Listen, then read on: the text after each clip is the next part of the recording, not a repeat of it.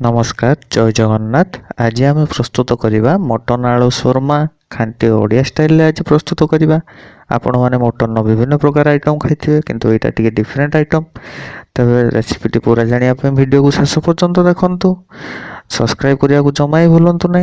तेज मो चैनल को समस्त को स्वागत जनाऊँ। नहीं तुझको मैं प्यार करूं कितना। तेज आसतु प्रस्तुति आरंभ करवा। आम ये 400 ରୁ 500 ग्राम मटन नहींचे, 3 टेबल स्पून दही नहींचे, 1 table spoon ginger paste, 1 table spoon garlic paste, किसी रिफाइन ऑयल, किसी मस्टर्ड ऑयल,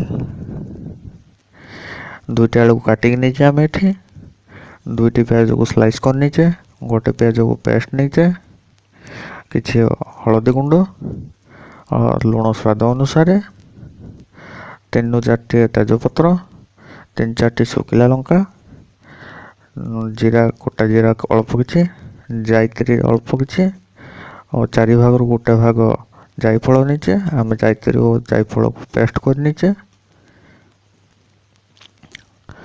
गरम मसला रे आम 3-4 खंड दालचीनी, 3-4 खंड लवंग, 3-4 खंड गुजराती नहीं आम सब मिसेक पेस्ट कर नीचे।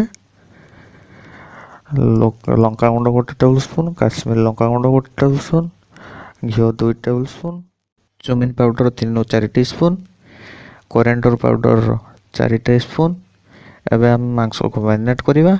से आम स्वाद अनुसार लुण देदेबा, हलदी गुंड 1 टेबल स्पून देदेबा, ginger garlic paste half teaspoon देदेबा। एवं आम रिफाइन तेल 5 टेबल स्पून देदेबा।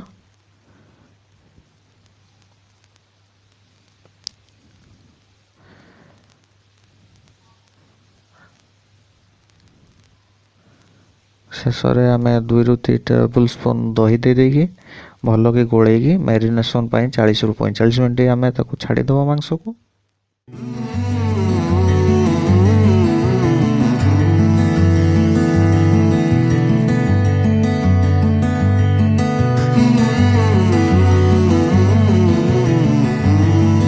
बर्तमान आम गोटे गैस कड़े गरम कर रिफाइन तेल देदेबा। किसी रिफाइन तेल दे आम आलू को प्रथम भल कि भाजी नवा।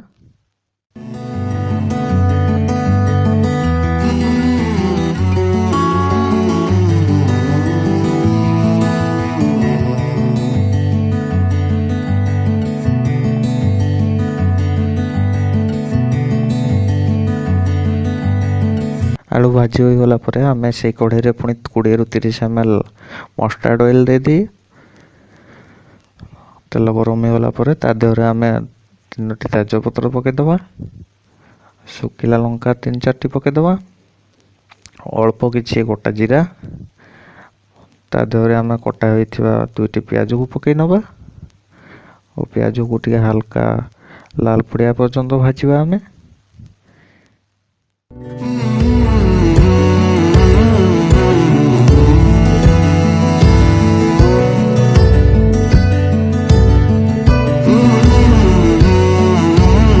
पियाज आमर 3-4 मिनट होगा भजा हो गला। एवं आम मैरिनेट होइथिबा मटन को से पकईदबा।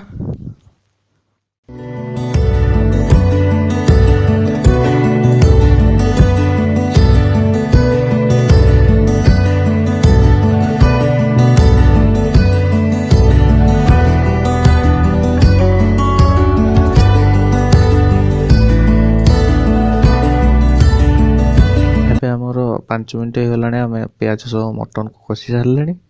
एवं आम half teaspoon ginger paste, half teaspoon garlic paste दे भल कि मिसई नवा मटन सह। आमर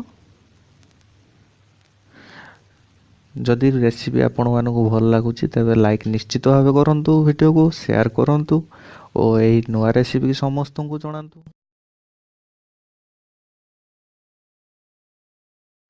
एवं आम पियाज पेस्ट को देदेबा और भल कि मिसई नवा मटन सह।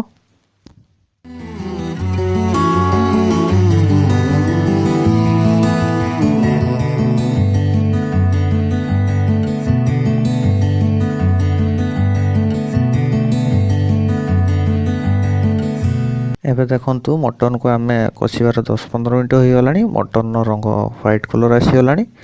ତେଣୁ ଏବେ ଆମେ ହାଫ୍ ଟେବୁଲ୍ ସ୍ପୁନ୍ ହଳଦୀ powder, 1 tablespoon chowmein powder, 1 tablespoon coriander powder, half tablespoon chilli powder, 1 tablespoon Kashmiri chilli powder ଆମେ ଦେଇନେବା ଓ ଭଲକି ମିଶାଇ ନେବା ତାକୁ ମଟନ୍ ସହ। କଣ୍ଟିନ୍ୟୁ ଆମେ ମିଶାଇବା, ତେଲ ଛାଡ଼ିବା ଯାଏଁ ଆମେ ମଟନ୍ରୁ ତେଲ ଛାଡ଼ିବା ଯାଏଁ ଆମେ କଣ୍ଟିନ୍ୟୁ ମିଶାଇ ଚାଲିବା।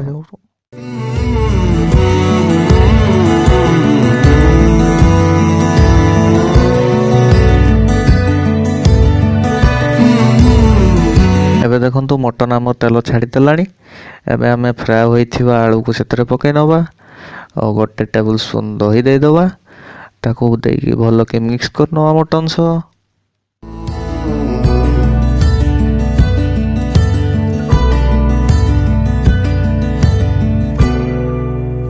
ତେଲ ଛାଡ଼ିବାର 4-5 ମିନିଟ୍ ପରେ ଆମେ ବଟା ହେଇଥିବା ଜାଇତ୍ରୀ ଓ ଜାଇଫଳର ମିକ୍ସଚରକୁ ଆମେ ଦେଇଦେବା ସେଥିରେ। ମିକ୍ସ କରିନେବା ଭଲକି ତାପରେ ମଟନ୍ ସହ। ଏବେ ଆମେ ରଖିଥିବା ଆମର ଗରମ ମସଲା, ଡାଲଚିନି, ଗୁଜୁରାତି ଓ ଲବଙ୍ଗର ପେଷ୍ଟକୁ ମିଶାଇ ନେବା ମଟନ୍ରେ। ଭଲକି ମିକ୍ସ କରିନେବା ମଟନ୍ ସହ ଓ 15-20 ମିନିଟ୍ କଷିବା ମଟନ୍କୁ ଆମେ।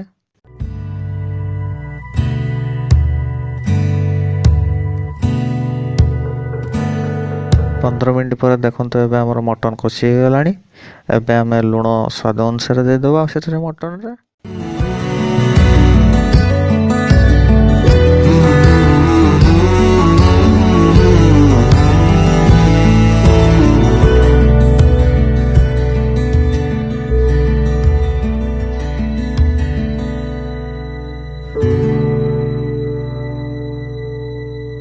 ଏବେ ଆମେ ସେଥିରେ ଗରମ ପାଣି ଦେଇଦେବା।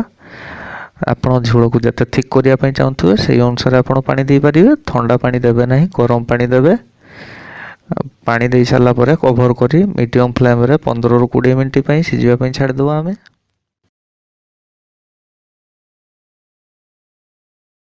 ଏବେ ଆମର 15 ମିନିଟ୍ ହେଲା ସିଝି ସାରିଲାଣି। ଏବେ କଭର୍ ଖୋଲି ତା ଦେହରେ 2 ଟେବୁଲ୍ ସ୍ପୁନ୍ ଘିଅ ଦେଇଦେବା। ଘିଅ ଦେଇ ସାରିଲା ପରେ ପୁଣି କଭର୍ କରି ଆମେ ପୁଣି 15 ମିନିଟ୍ ପାଇଁ ସିଝିବା ପାଇଁ ଛାଡ଼ିଦେବା ମିଡ଼ିୟମ୍ ଫ୍ଲେମ୍ରେ।